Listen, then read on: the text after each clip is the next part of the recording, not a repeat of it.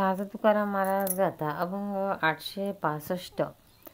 भोवंडी सरीसे अगे भोवतची दिशे, भोवंडी सरीसे अगे भोवतची दिशे, ठाई राहिल्या निच्छळ आहे अचळी अचळ, ठाई राहिल्या निच्छळ आहे अचळी अचळ, एके हाकाच्या कपाटे तेथे अनेक नाद उठी, एके हाकेच्या कपाटे तेथे अनेक नाद उठी, अब्रधावेश असे असे तेथे दुसरे भाषे, अब्रधावेश असे असे तेथे दुसरे भाषे, भोवंडी सरीसे अगे भोवतची दिशे, ठाई राहिल्या निच्छळ आहे अचळी अचळ।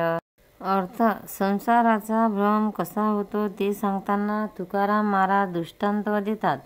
आपल्या अंगाभोवती फिऱ्या घातल्या की माणसाला भोवंड येते आणि सभोवतालचे जग फिरत आहे असे वाटते।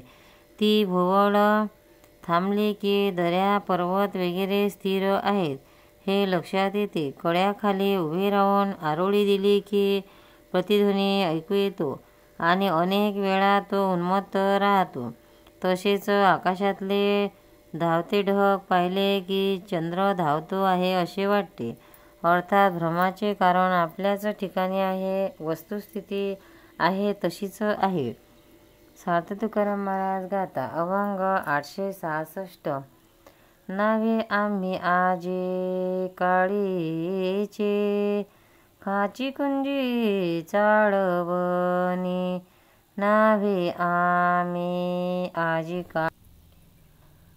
काळीचे, काची कुंजी चाळवणी, एके ठाई मूळ डाळ ठावा सकळ आहेसी, एके ठाई मूळ डाळ ठावा सकळ आहेसी, तुमचे आमचे से काही भिन्न नाही वाटले, तुमचे आमचे से काही भिन्न नाही वाटले, तुका म्हणे जेते असे तेथे दिशे तुमचासा, तुका म्हणे जेते असे तेथे दिशे तुमचासा, नव्हे आम्ही आजी काळीची काची कुंजी चाळवणी, नव्हे आम्ही आजी काळीची काची कुंजी चाळवणी।